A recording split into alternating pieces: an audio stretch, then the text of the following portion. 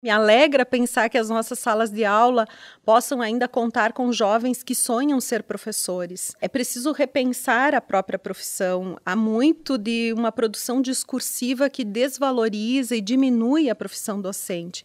Eu certamente sou alguém que testemunha pelo lado contrário. Há muitas belezas na atuação docente.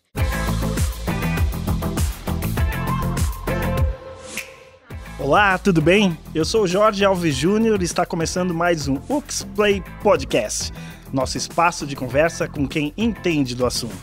Hoje, nós vamos conversar com a professora da área de Humanidades da Universidade de Caxias do Sul, Terciane Ângela Lucchesi.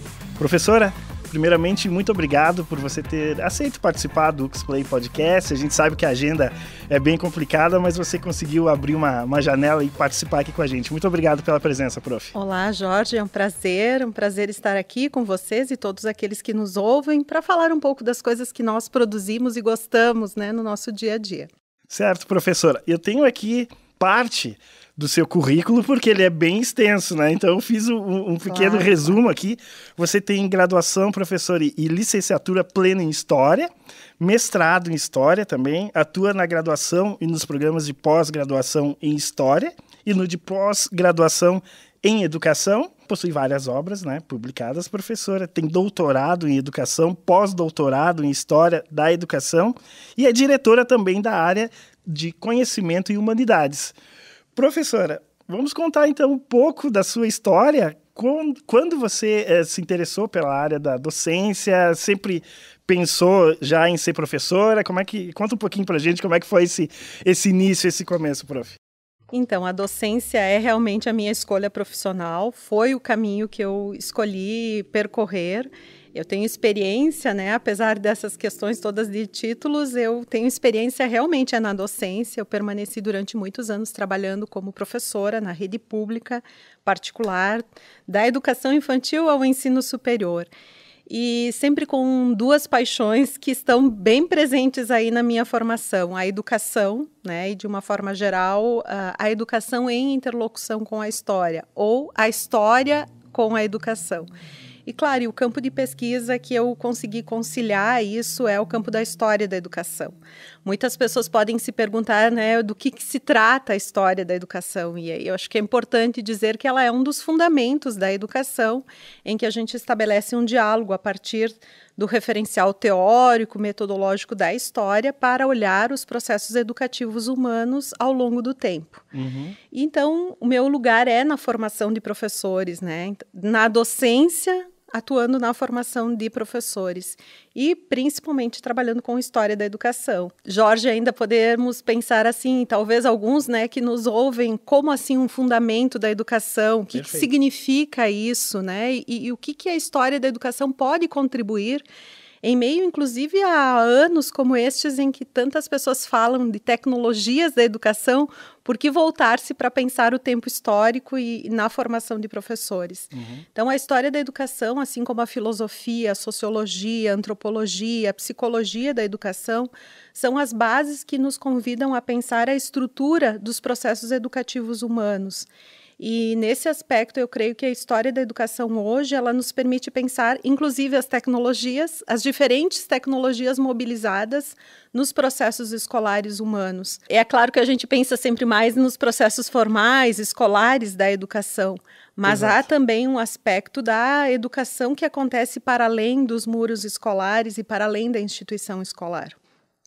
Então, na formação de professores, a história da educação é uma contribuição, em primeiro lugar, para a formação de um senso crítico do docente, para que ele possa situar-se na sua profissão, compreendendo a historicidade da sua profissão, compreendendo o compromisso profundo que ele assume no momento em que ele está assumindo essa docência. Mais do que isso, para que ele compreenda também a instituição escolar como uma instituição histórica, uma instituição produzida, portanto, com escolhas construídas ao longo do tempo por diferentes culturas e, por isso, em processo sempre de mutação. A escola não é ela está sendo a partir também daquilo que nós produzimos. Então, a ideia do senso crítico, da capacidade de pensar, da capacidade de refletir sobre sua profissão e sobre o seu fazer. Acho que a história da educação ela vem como esse fundamento que nos ajuda a pensar o hoje, mirando a partir do passado, né? E aquilo que nos situa. Quem somos e por que somos assim enquanto instituições educativas, né? E como podemos, inclusive, nos transformar.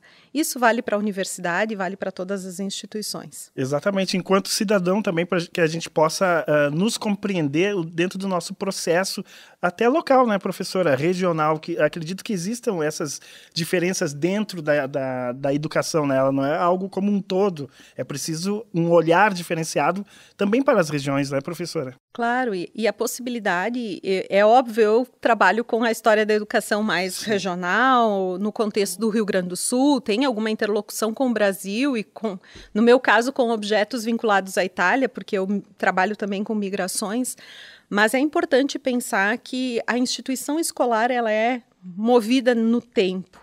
E, de certa maneira, nós precisamos pensar nesse compromisso que temos no hoje, mas refletindo sobre as escolhas que nós produzimos. Até mesmo os termos que nós utilizamos, né, em relação à avaliação, em relação a planejamento, em relação às teorias pedagógicas, tudo aquilo que sustenta o fazer docente tem uma construção histórica e tem um diálogo com teóricos ao longo do tempo, não apenas do ponto de vista do pensamento, da reflexão, mas do ponto de vista também da estruturação, da infraestrutura, das condições, das escolhas que produzem esse fazer, essa instituição. Então, me parece plenamente possível que se reflita, né, sobre aquilo que nós temos hoje e como chegamos a isso que temos hoje. Nesse movimento do tempo, refletindo, inclusive, como queremos produzir os amanhãs, né? Então, se o nosso hoje é repleto de muitos ontens, quais são os amanhãs que nós vamos produzir a partir também daquilo que estamos produzindo no dia a dia, no presente, pela nosso fazer, pela nossa ação, pela nossa relação pedagógica construída com os nossos estudantes. A própria questão da docência, né, refletida nessa criticidade do compromisso com a formação dessas gerações. É um desafio, mas eu acho que é bonito, plenamente bonito. E o professor tem esse desafio, não é, professora? Você, como trabalha na formação dos professores, né, esse desafio diante dessas mudanças, principalmente tecnológicas, e diante dessa sua fala, né, tão importante, que a gente observar hoje como que nós vamos construir o nosso amanhã. Eu penso que a gente precisa refletir muito sobre a nossa atuação pedagógica, mas também sobre o nosso lugar como sujeitos no mundo. O exercício da cidadania e essa presença no mundo que nós temos a partir do exercício profissional que nós escolhemos. Então, tantos jovens, né, me alegra pensar que as nossas salas de aula possam ainda contar com jovens que sonham ser professores. É preciso repensar a própria profissão. Há muito de uma produção discursiva que desvaloriza e diminui a profissão docente. Eu certamente sou alguém que testemunha pelo lado contrário. Há muitas belezas na atuação docente, desde o processo de compreender como o ser humano aprende e como ele se transforma por meio da aprendizagem, a intensa relação que se constrói. E lembro agora um autor que é bastante conhecido por todos nós da área da educação, que é o Antônio Nova, em que ele diz que os professores, bons professores, são insubstituíveis. Eu realmente penso dessa forma. Eu creio que por mais que nós possamos produzir tecnologia e por mais que o ser humano possa aprender em outros espaços que não aqueles formais, e certamente nós aprendemos todos os dias no nosso cotidiano, é importante nos espaços formais a relação pedagógica, e essa relação ela só se constrói por meio da interação e da mediação, que é pela presença dos professores e pela presença da riqueza que é uma sala de aula. A sala de aula talvez seja o espaço de maior diversidade de convivências. Ali se encontram pessoas com histórias de vida e culturas muito diferentes, que precisam conviver, estabelecer relações, e talvez por isso sejam também relações tensas, desafiadoras, também por isso sejam questões que às vezes nos assustam também, porque ali há muitos diversos e diversidades na sua potência, né? O humano em sua plena potência, mas ter a capacidade de olhar para o outro, compreendê-lo, respeitá-lo como legítimo pela sua condição de outro, eu acho que isso é uma das coisas mais bonitas da convivência humana e da nossa humanidade. Das mais desafiadoras, Sim. certamente, porque produzir hoje uma educação inclusiva, uma educação que seja respeitosa com o outro, com o seu tempo, com o seu próprio processo de aprendizagem, com as crenças que ele tem e com aquilo que ele conhece até então, para desafiá-lo a ir além. Eu acho que tudo isso é de uma beleza imensurável, mas é profundamente desafiador. Nos desafia naquilo que nós somos como seres humanos, mas também naquilo que nós conhecemos enquanto profissionais. Por isso eu realmente acredito que bons professores são insubstituíveis e bons professores são fundamentais para o processo de humanização. Por mais que nós possamos viver com muitas tecnologias, interagir com elas, aprender por meio delas, e isso não é possível de negarmos.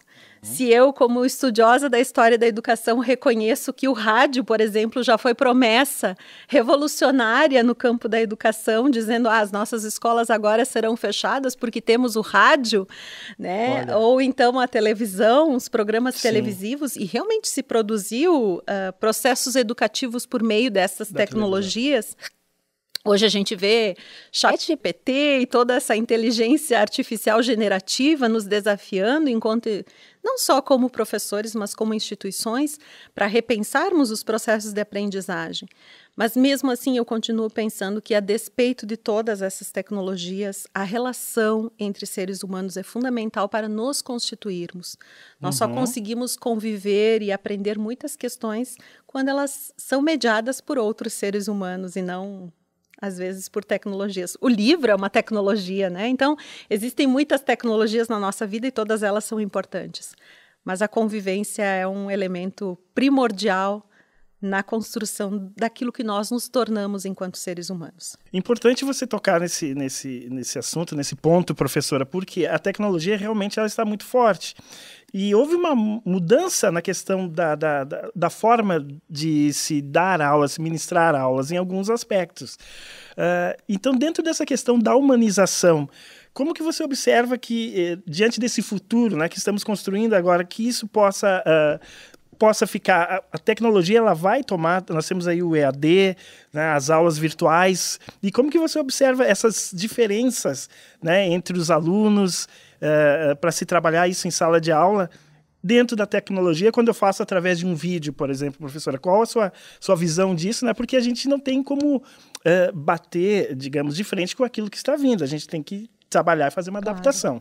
Claro, nós precisamos compreender que são tempos diferentes, assim como os próprios seres humanos estão se adaptando.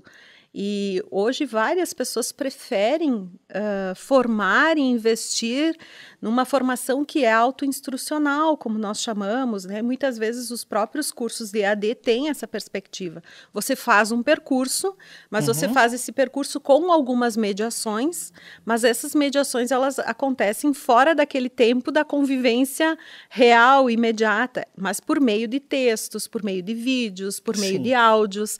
Essa gravação mesmo, certamente algumas pessoas ao ouvi-la poderão pensar, refletir, criticar, dizer que concordam, discordam, e isso mobilizá-las para o aprender. Então eu penso que realmente como seres humanos estamos em processo permanente de transformação por meio da aprendizagem. No entanto, essa relação da convivência é mesmo pensando na formação anos iniciais, educação infantil, anos finais e mesmo no ensino médio, e por que não dizer até mesmo na universidade a importância dessa convivência, dessa relação.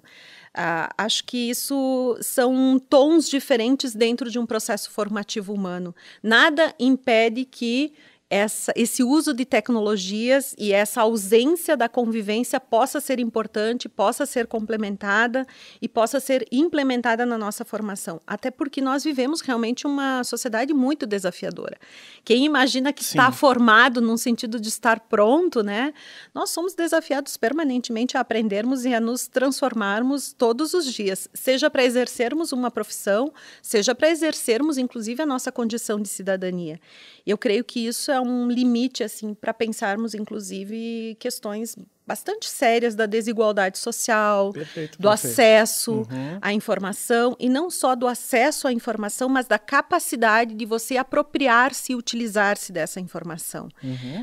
Essa profundidade, né, naquilo que é necessário, por exemplo, do sujeito leitor, de você ser capaz não apenas de ler no sentido de decodificação, mas de estabelecer relações, análise, compreensão, comparação, interpretação, criticidade. Isso é extremamente importante num tempo como o nosso, um tempo em que, como nunca na história da humanidade, produzimos tantos saberes, tão rapidamente, muitos deles saberes aprofundados e respaldados nos procedimentos científicos. Então, é um tempo de muita produção científica, mas no contraponto, que é quase que paradoxal desses nossos tempos, muitas produções sem nenhum fundamento, com o único objetivo justamente de confundir, de gerar, né, polêmica e, por vezes, também de gerar desconhecimento.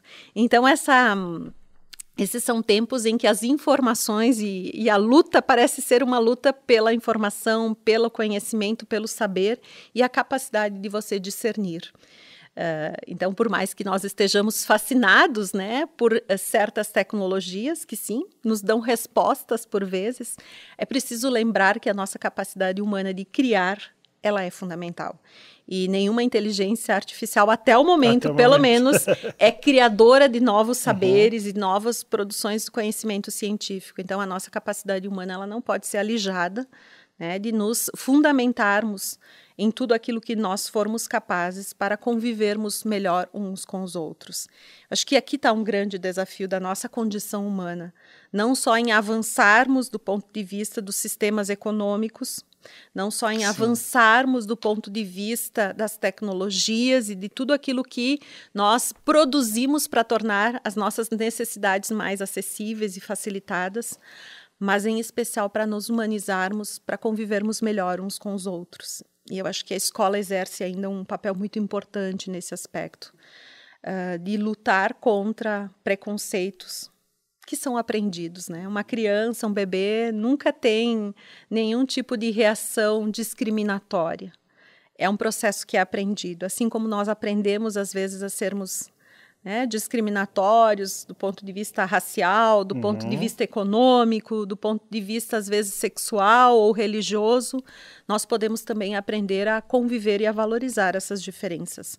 A riqueza do ser humano não está na negação do outro, mas está no reconhecimento desse outro como alguém que merece nosso respeito, merece a nossa atenção, a nossa convivência, por mais que ele nos desafie pelas suas diferenças. Exato. Então, eu penso que há aqui um elemento dos processos educativos que não são substituíveis pelas tecnologias. Eles precisam ser construídos pelas relações e pela convivência. Nós só podemos produzir isso, em especial, quando nós convivemos uns com os outros. E é um desafio. Afinal, as nossas interações virtualizadas, às vezes, também nos levam para um caminho de encontrar mais as pessoas que nós queremos. Do nosso grupo, né? Exato, perfeito. Do nosso grupo, e que pensam muitas vezes como nós, ou que, por várias questões, né, dos próprios algoritmos da programação, nos encaminham para lermos e para vermos mais aquilo que nos interessa e que está mais próximo da nossa forma de pensar. Então, eu realmente eu penso que é um desafio, né? Mas é um desafio bonito da nossa condição humana. Tá? Eu prefiro pensar um pouquinho mais positivo, apesar de, às vezes, os cenários serem realmente desafiadores. Do ponto de vista da informação, do ponto de vista até mesmo da condição humana mesmo. E tecnologicamente nós ainda estamos num processo também, né, professora, de Claro. criação. A questão está se desenvolvendo. Diferente do rádio e da televisão que você comentou, que era aquilo, era quase que unânime, né? Agora nós temos esse processo de mudança que a gente também tem que ir caminhando junto para perceber qual a direção, né, e como trabalhar. Professor, e dentro dessa questão, você citou em um momento da sua fala a questão econômica. Nós temos, né, não tem como a gente não comentar sobre o acesso, as diferenças. Como que você observa, diante de todo esse processo, diante da sua fala, né, tão interessante e oportuna, a questão dos acessos, né, essa diferença social, para que a gente possa observar um país melhor, a nossa região melhor. Qual a sua visão, professora? Eu realmente penso que quando se trata, portanto, de uma educação formal, é necessário, talvez até lembrando o recente relatório da Unesco, publicado no ano passado, né, reimaginar nosso futuro juntos, um novo contrato social para a educação.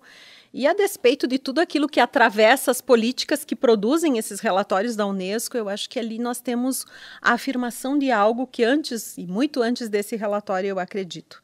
A educação é um bem público. E esse bem público, ele demanda que nós todos estejamos cientes da importância de continuarmos investindo em uma educação de acesso gratuito, universalizado, obrigatório também em algum nível para todos.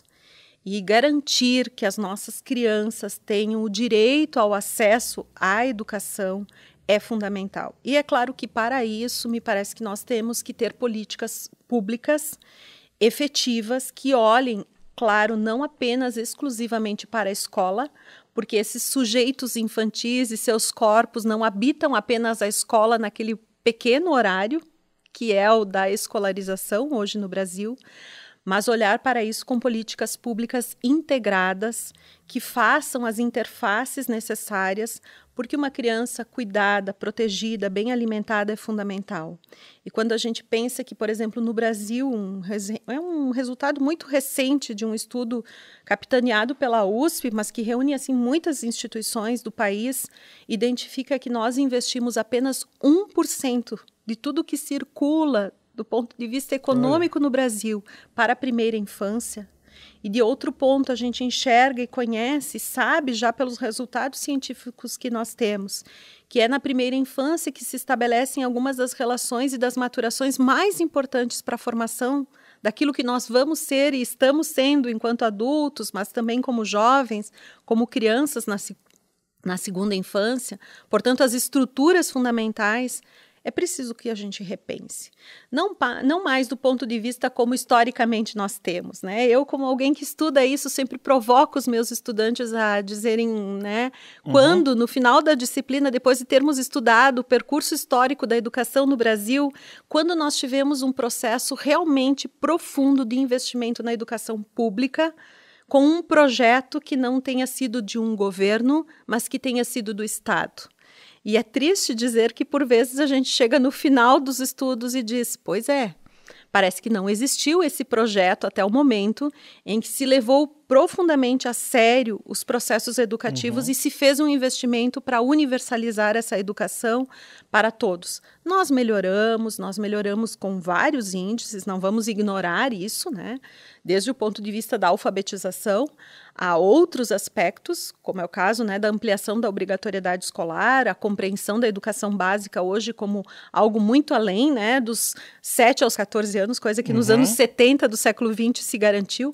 Mas veja bem, nós estamos falando de um investimento que precisa ser permanente.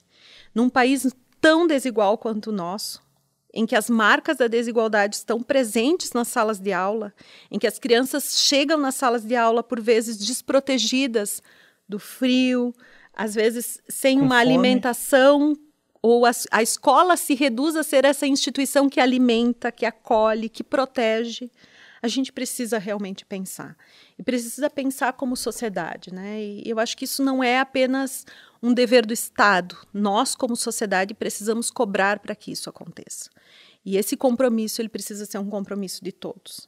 Inclusive dos meios de comunicação, inclusive, né, de todos aqueles que atuam, porque nós precisamos proteger, cuidar, mas educar com seriedade, com profundidade. Então, todo aquele professor que adentra a sua sala de aula, ele precisa também ser protegido, cuidado, percebido como um profissional e tratado com o respeito que ele merece. Perfeito, professor. As famílias precisam compreender isso. Então, Jorge, realmente, assim, quando nós quisermos pensar na educação como um bem público, ele também precisa ser um bem público que produz um bem comum.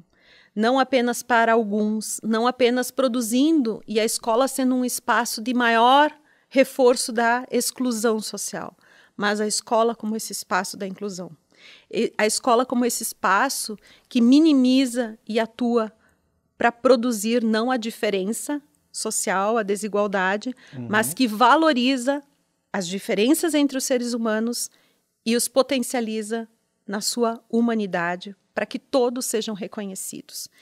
Eu vejo que isso é algo muito desafiador e eu não percebo que nós estejamos ainda tão cientes disso. Se fala muito, se produz muita discursividade histórica.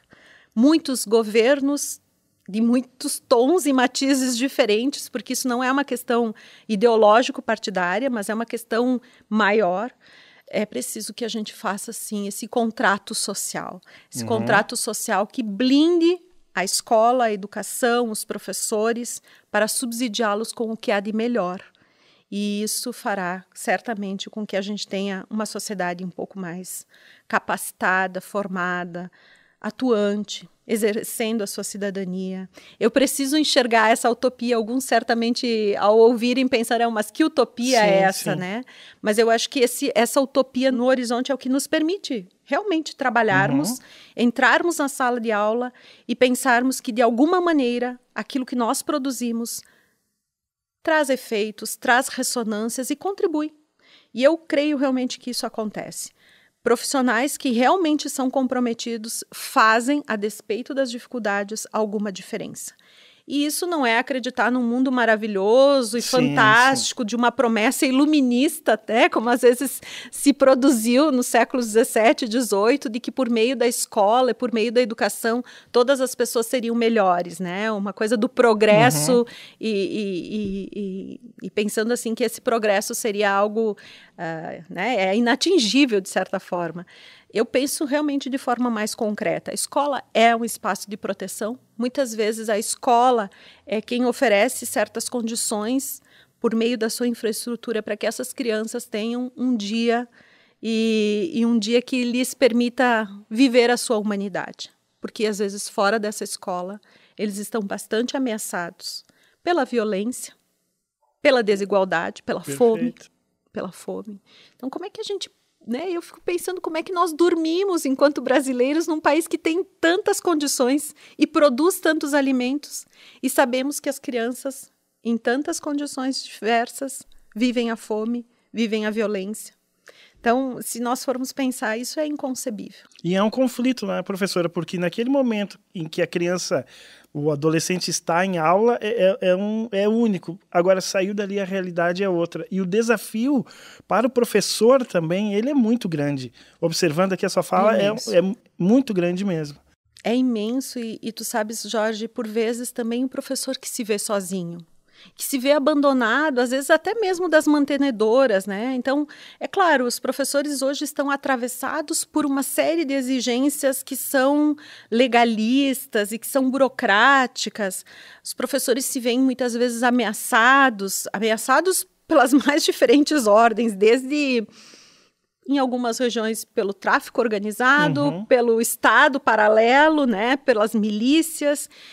E a gente não tem que romantizar, não. A gente precisa concretamente pensar que esses profissionais, por vezes, eles estão abandonados a fazerem o que puderem com as condições que eles têm dentro de certas instituições. Eu vejo que a nossa região tem muitos privilégios, né? A condição socioeconômica, enfim, por vezes, faz com que várias escolas públicas na nossa região sejam de elevadíssima qualidade, com profissionais muito bem formados. Mas isso não é a realidade do país como um todo e não é a realidade nem mesmo na nossa região, porque aí também existem desigualdades de uma instituição para outra, às vezes dentro de um mesmo município. Então, nós precisamos realmente pensar em políticas públicas não apenas para a educação, mas políticas públicas que envolvam a assistência, que envolvam a saúde, que envolvam a segurança pública, portanto, elas relacionadas para subsidiar e tornar melhor o espaço da atuação da própria escola.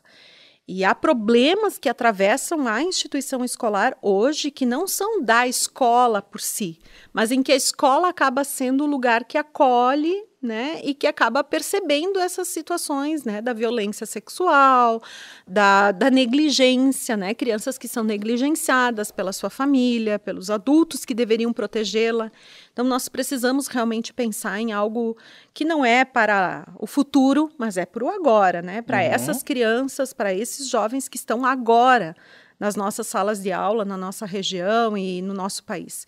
E eu vejo que aqui a integração dos poderes é fundamental, né? Não só a atuação dos poderes públicos locais, municipais, que por vezes também são sobrecarregados, mas o vínculo com o governo do estado, com o governo federal, e essa atuação sob forma realmente como prevê a legislação de sistemas, né? Não apenas do federal para o municipal, mas do municipal também para o federal, essa correlação de poderes e de sistemas é prioridade. Agora, a pergunta é, realmente é prioridade? O quanto nós realmente cobramos e exigimos para que aqueles que nos representam possam dar respostas mais eficientes e eficazes para subsidiar um processo educativo necessário? Nós estamos numa crise de formação de professores. Sim. Já estão faltando muitos professores com formações específicas. Se nós não pensarmos e repensarmos as políticas que valorizam o professor, não apenas economicamente, eu acho que às vezes as pessoas se iludem, né, e pensam que é apenas valorização econômica, mas não é. É também a valorização social. Qual o profissional que não quer ser reconhecido como importante naquilo que ele faz? Então, nós precisamos olhar para essa perspectiva e, sim, repensar essa relação, porque quantos jovens vão querer continuar na ação docente quando as dificuldades são tão grandes? E às vezes ele pode percorrer outros caminhos profissionais e realizar-se também.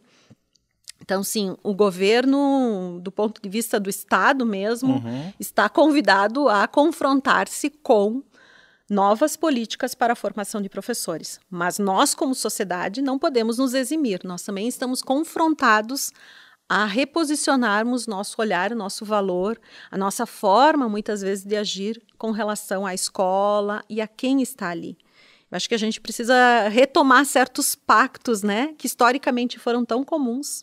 Eu fico lembrando, por exemplo, Jorge, assim, eu leio sobre história da educação aqui na nossa região, nós temos especificidades muito grandes. Então, por famílias, exemplo, eu acho assim um exemplo histórico interessante da nossa região e que é uma singularidade na história da educação no Brasil, é que aqui nós tivemos iniciativas escolares, por exemplo, sustentadas pelas famílias. O senso comunitário, né? A gente lembra sempre a UCS. A UCS é um dos elementos que lá dos anos 60 constituiu, então eles foram investindo, chegaram nos anos 60 com a configuração de uma universidade comunitária, que é uma singularidade, né? As comunitárias são uma singularidade na história da educação e do Brasil, em especial no sul do Brasil. Mas a gente precisa pensar como isso está vinculado aos processos de constituição da educação na nossa região. Então, a gente encontra escolas étnico-comunitárias, escolas que, como o Estado não fornecia a abertura de escolas, eles escolhiam alguém entre eles, né, entre as famílias daquela comunidade, daquela localidade, alguém que soubesse um pouco mais para ensinar para suas crianças. Então, não são poucas as histórias de pessoas que aprenderam a ler, a escrever, à luz, né, às vezes de um improviso que era na sala da própria família ou de uma das famílias da comunidade, para que essas crianças pudessem aprender. Então, a existência de escolas comunitárias na nossa região é uma história de 1877, 1880. E o que a gente pode aprender com isso? A gente pode aprender com isso que, naquele momento, se escolhia e se apoiava o professor. A gente pode aprender que, por exemplo, educação não se dá apenas na escola, mas ela é ainda uma instituição importante. Que família e escola precisam trabalhar juntas. Que família e escola precisam ser respaldadas, na medida do possível, pela sociedade como um todo. É claro que os desafios daquela época, do final do século XIX, para a educação, eram muito menores, talvez, porque uma pessoa que aprendesse a ler e escrever já se distinguia muito do ponto de vista social. Isso hoje não basta mais. Claro. Então, os nossos desafios são de outra ordem, são um outro aspecto, né, de alcançar níveis diferentes. Mas nem tão distante assim, professora, né? Porque eu lembro, assim, de conversar com pessoas mais velhas que davam aulas no interior. Né? A minha própria mãe, eu me lembro que ela disse, não, eu dei aula, professora, ensinei a escrever, a ler, tá lá na Mina do Leão, Mina dos Ratos, alguma coisa assim. E eu disse, olha só, né? Quer dizer, não é tão distante ainda essa realidade, professora. E isso nos suscita, né? Então, se houve esforços tão grandes empreendidos por outras gerações no passado para tentarem suprir a ausência do Estado, bom, hoje nós podemos tomar uma outra posição, exigindo a presença do Estado, mas também não podemos nos furtar. Então, as famílias não podem se furtar ou terceirizar a educação dos seus filhos. Eles Perfeito, não podem professora. se furtar, porque o meu filho permanece na escola de educação infantil o dia todo, então as professoras que deem conta. Deem conta. Então, eu penso que aqui é muito sensível isso que eu estou dizendo, e talvez algumas pessoas fiquem até um pouco... Mas é importante que a gente assuma o compromisso que nós temos como pais, como mães, pela educação dos nossos filhos, mas que nós também sejamos capazes de apoiar e de fazermos esses vínculos com a comunidade, com a escola, e possamos traçar caminhos para que essa educação seja realmente aquilo que nós desejamos para essas crianças. Então, é um caminho de proteção, é um caminho de cuidado, e é um caminho de educação que, se não for pensado no coletivo e se não for pensado nessas diferentes instituições educadoras trabalhando conjuntamente, dificilmente nós conseguiremos. E é claro que para isso, né, a gente pensa hoje numa infraestrutura de um território educativo que eduque.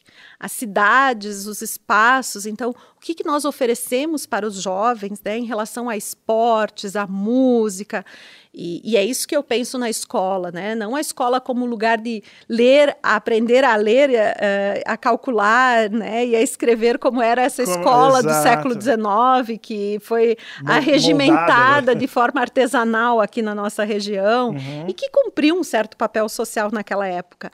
Mas hoje nós precisamos olhar para esse ser humano de forma integral e olhar para ele de uma forma a potencializá-lo, né? E a perceber nele as oportunidades de formação. Porque, por vezes, nós também valorizamos excessivamente certos saberes formais, a exemplo dos conhecimentos lógico-matemáticos, mas esquecemos que esse ser humano também precisa da música, precisa da literatura. Então, essa condição de ofertar múltiplas possibilidades para que ele se configure realmente como um sujeito integral, cidadão. Isso exige investimento. É inegável e exige formação de professores. Bons professores, com boa fundamentação, com boa infraestrutura também para atuarem, mas eu acho que, em especial, bons profissionais são fundamentais. E tem que existir um interesse político, não é, professora? É certo que sim. Dentro da sua formação, né, em História, que acompanhou e estudou o desenvolvimento do nosso país, como que ele se construiu, você percebe essa vontade, porque nosso país precisa se desenvolver. E a gente tem essa fala aí de muitos e muitos anos e, às vezes, parece que não há esse real interesse, né? E essa participação também da sociedade, né, que é extremamente importante ela entender a educação, entender a escola. Né? Como que você observa isso? Esse interesse real? Pois é o que eu mencionei. Quando a gente olha, assim, eu vou brincar, né? Se a gente olha para o retrovisor, no passado histórico, né, do país, o que a gente percebe uma produção de discurso, muito, dizendo a escola é importante, nós precisamos educar, é preciso expandir a educação. No entanto, quando se trata de projetos efetivos e de distribuição de recursos para modificar a estrutura social, porque de alguma maneira isso produz uma modificação de estrutura social, isso se esvazia, né? Então, é muito mais num nível de recomendação daquilo que deveria se fazer do que aquilo que realmente se fez. E nesse aspecto eu penso que a gente estamos no século XXI, não há mais alternativa. O que a gente percebe é que, historicamente, a estrutura monocultora, latifundiária, baseada na mão de obra, né, e a questão da escravidão é uma chaga que nos acompanha historicamente. Por mais que as pessoas tenham dificuldade de reconhecer, nós somos uma sociedade, sim, que se vincula a uma questão racial muito forte, de preconceito, de discriminação e de falta realmente de tomada de consciência. A maioria, inclusive, dos trabalhadores não se reconhece como trabalhador e não se identifica como trabalhador. E, por vezes, isso acontece entre os próprios professores. Professores são sujeitos da ordem trabalhadores, né? Nós somos trabalhadores e a tomada de consciência, às vezes de identificação, é muito mais com o opressor do que com o oprimido. Não que eu acredite que a gente tenha só essa relação, né, social, ela é muito mais complexa do que isso, muito mais plural. Mas me parece importante a gente dizer e pensar, e eu convido as pessoas a estudarem historicamente esse nosso país para perceberem que realmente nos faltam investimentos em profundidade. Quando eu digo investimentos é porque, às vezes, nós temos uma produção também científica que nos coloca numa leitura de que o Brasil é uma economia ou que é um país atrasado. Alto lá, nós somos uma das maiores economias do mundo. Entre os 200 países, do ponto de vista do desenvolvimento econômico, nós somos uma das melhores economias. Agora, quando nós pensamos no desenvolvimento social, isso não acompanha. Por que não acompanha? Porque nós temos um fosso social muito grande entre aqueles que realmente são muito ricos, e por vezes nem estão no Brasil, mas que comandam o cenário brasileiro, e aqueles que são pobres e muito pobres. E até miseráveis, né? Então, a gente precisa pensar na construção de uma certa dignidade para todos. Isso é fácil? Não, é óbvio que não. Isso é utópico? Certamente que sim, em muitos aspectos. Mas quando eu falo de uma certa dignidade, é uma certa dignidade realmente da coisa básica, da alimentação, da educação. E você não precisa ter luxos, mas você precisa ser reconhecido minimamente como um ser humano digno. Eu acho que é isso que é importante do ponto de vista educacional. Que a gente seja capaz de olhar para o ser humano e reconhecê-lo na sua legítima condição como ser humano. E, por vezes, na história, quando a gente pensa na história da educação, a gente percebe uma história negada. A história da escola no Brasil é uma história da exclusão de muitos, muitos, de uma imensa maioria. Quando que a escola se torna uma escola inclusiva, que se abre, uma escola pública para todos? Porque por muito tempo a escola pública, enfim, a gente fala dos grupos escolares, né? Em 1939, o Rio Grande do Sul tinha muitos grupos escolares, mas a própria escola pública, para ser frequentada, exigia, por exemplo, que a criança tivesse uniforme, que a criança tivesse um calçado, que ela adquirisse certos livros. Então, quem era a parcela da população não precisava pagar a escola, mas para acessar a escola você tinha que ter pré-requisitos a serem atendidos. Quem podia adquiri-los? Então, refletir historicamente é conseguir reconhecer que mesmo a escola sendo gratuita, não é suficiente para frequentá-la. E a pergunta que eu faço hoje é, a escola sendo gratuita, com tantas crianças hoje frequentando a escola, com tantos jovens podendo acessar a escola, hoje o problema não é mais acesso, mas é permanência e aproveitamento, é a capacidade desses jovens, dessas crianças estarem na escola e ali encontrarem realmente um sentido para a sua existência, para a sua aprendizagem, para tudo aquilo que circunda esse universo escolar. Isso é uma mudança paradigmática muito grande do ponto de vista social. É você reconhecer que o aprender pode ser transformador. E, na maior parte dos casos, a sobrevivência é logo ali. Então, eu quero saber o que eu vou fazer até amanhã para viver, para comer, para sobreviver a esse mundo. Então, existem muitas urgências que atravessam a vida dos nossos jovens, das nossas crianças. E, às vezes, a aprendizagem é deixada de lado. Então, eu acho que a gente precisa... É uma mudança muito profunda. Agora, será que é possível? Será que nós estamos dispostos? Será que nos interessa realmente? Exato, professora. Essa pergunta questão, é essa, né? Uhum. Nos interessa realmente fazermos uma mudança do ponto de vista educacional, do ponto de vista desse investimento de políticas públicas para que essas pessoas menos favorecidas acessem? E será que nós estamos dispostos a ver na escola pessoas de situações econômicas tão diferentes aprendendo e tendo as mesmas oportunidades? Eu tenho dúvida se nós estamos realmente desejosos de querermos enxergar a escola como um espaço público e que busca um bem comum para todos, independente da inscrição econômica e social da sua família. E nós estamos falando em desenvolvimento do país, quando não há, ou pelo menos não se pensa dessa forma, não é, professor? Porque como que nós vamos avançar? Se falou muito durante um período, prof, de cursos técnicos, né? Uhum. Teve um boom, isso aí que eu não digo que não seja necessário, porque diante da sua fala, né, o aluno também está preocupado como que ele vai fazer amanhã para se virar. E não só estando na escola, esperando ou estudando para a própria graduação. Mas foi um período muito forte isso também, né, professora, que abalou um pouco, eu acredito, o pensamento social do brasileiro, né?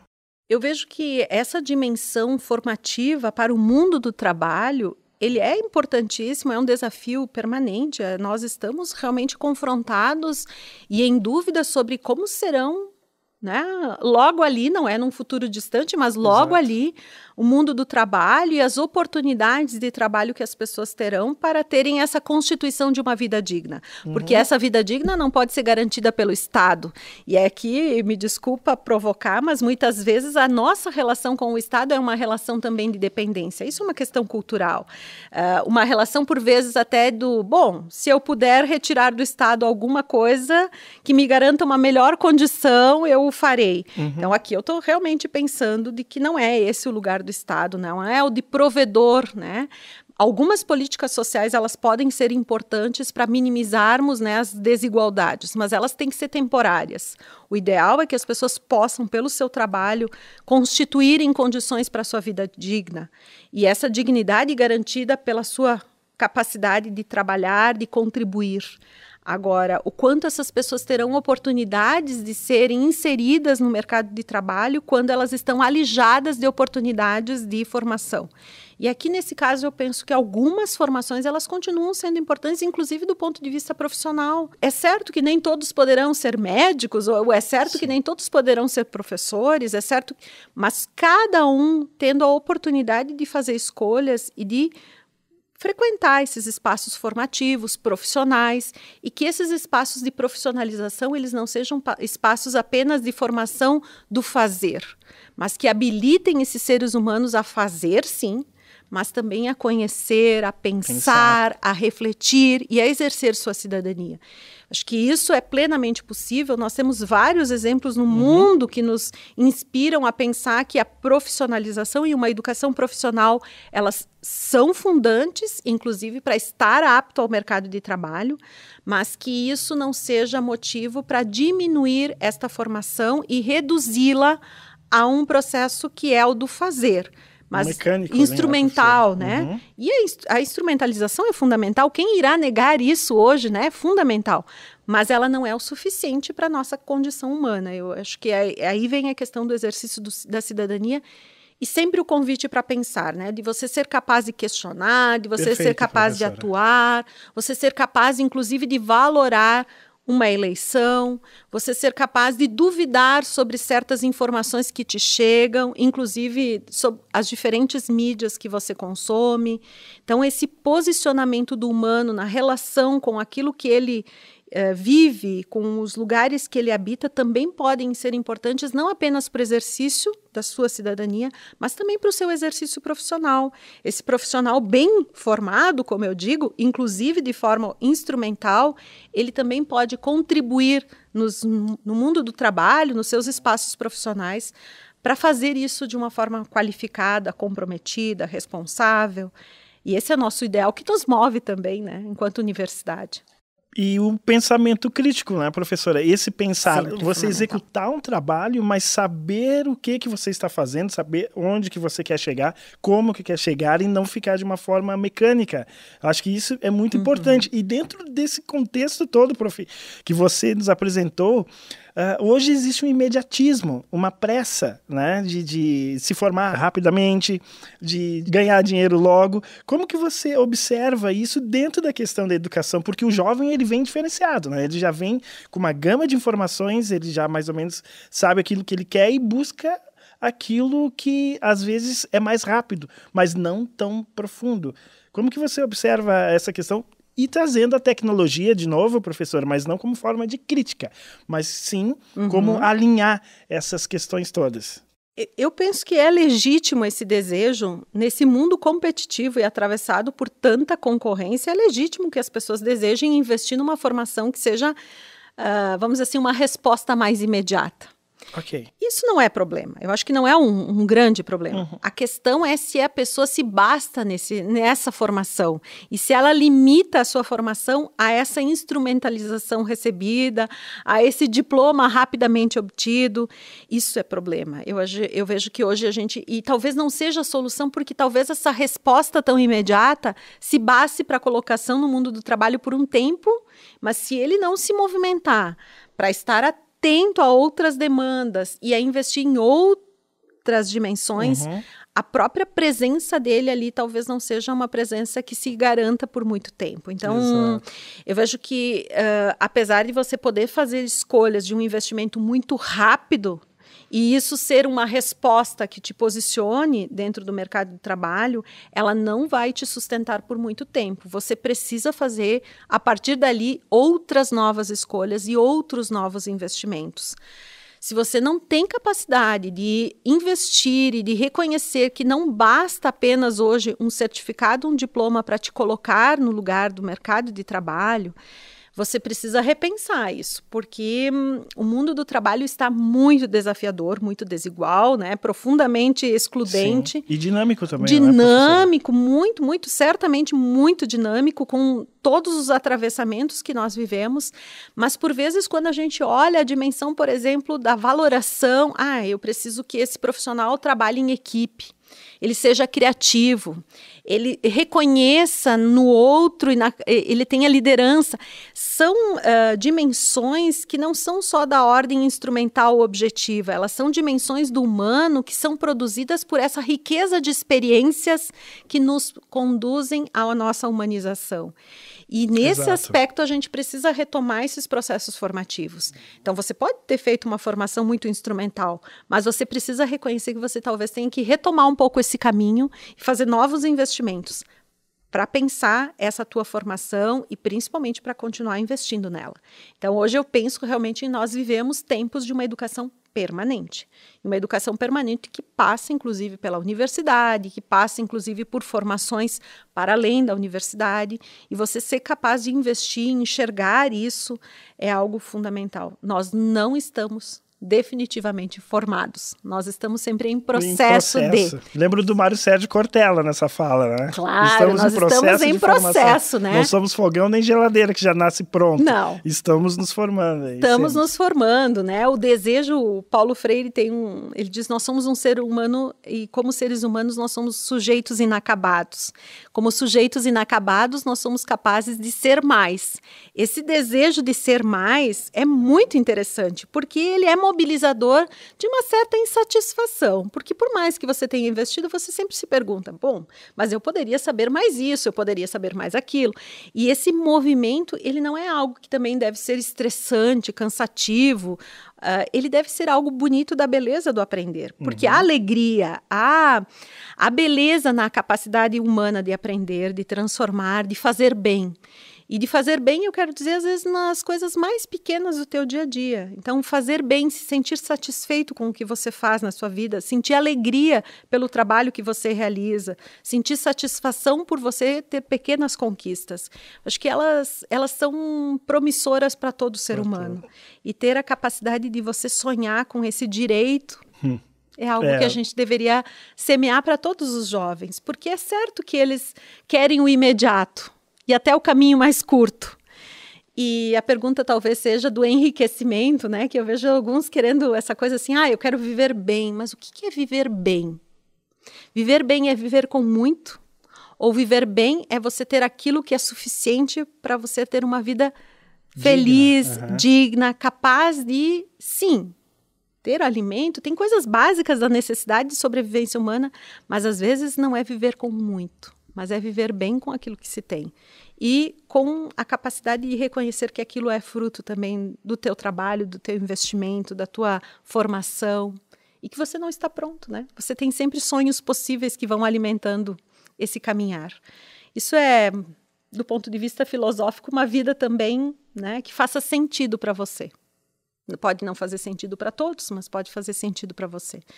E fazer sentido é fundamental. Quantas pessoas hoje vivem crises de sentido? Porque estou vivo. Professor. Porque estou vivo, né? Questões existenciais. Indiferente de classe social, não é, professora? Exato. Porque às vezes você tem muito e tá assim, mas qual é o meu propósito? Qual é o meu propósito, né? A minha existência. E aí eu retomaria a questão da educação e da docência. Jorge, quando a gente entra na sala de aula e vê todos aqueles rostos, aquelas pessoas que compartilham a vida delas com você, eu, por exemplo, enxergo um propósito. Eu enxergo um propósito de tentar contribuir. Não porque eu tenho muito a ensinar, mas porque eles têm muito a aprender. E que se eles puderem sair da minha sala de aula um pouco mais desejosos por esse aprender, que eles são sujeitos dessa aprendizagem, né? Porque nenhum ser humano aprende se não desejar, que eles saiam dali desejosos pelo aprender, que eles possam ler, que eles possam estudar, que eles possam ouvir música, que eles possam ouvir um podcast, um vídeo, que eles possam, nesse universo de possibilidades do aprender, que eles possam estar dispostos a isso. Eu acho que isso é a coisa mais fascinante da nossa profissão e que aqueles colegas que talvez estejam um pouco desanimados, que eles conseguem enxergar nessas pequenas minúcias do cotidiano da sala de aula a beleza do aprender. Assim, de olhos sedentos pelo saber. A centelha divina ali em cada aluno, não é, professora? É isso. Que incentiva. É isso. É beleza isso, é beleza.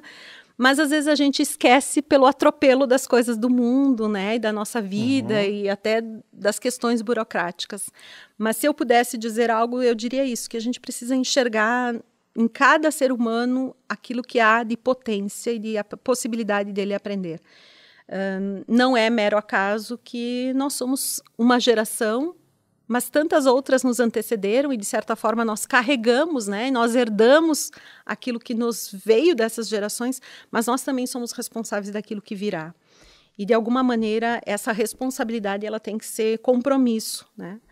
Para pensarmos, por exemplo, em sustentabilidade, em justiça socioambiental, em cidadania, em pensarmos também em como aquele conhecimento, inclusive instrumental, ele é importante de ser transmitido, construído, aprendido, e o quanto isso pode ser também elemento de vida, né? Então, eu acho que professores são profissionais que vinculam-se naquilo que fazem a promover a vida em plenitude, por meio do aprender. E precisa cada vez mais, não é, prof, ser respeitado, reconhecido, né, de todas as formas, porque se estamos aqui, todos nós, fazendo o que estamos fazendo, é porque nós tivemos um professor, tivemos mestres aí nos ensinando, né, nos mostrando o caminho. E sem idealizações, haverá aqueles que estão desanimados, haverá aqueles que estão menos comprometidos, né? Mas eu acho que isso é algo que nos cabe também convidar as pessoas a assumirem o seu lugar, o seu papel social e a cobrarmos também para que o exercício profissional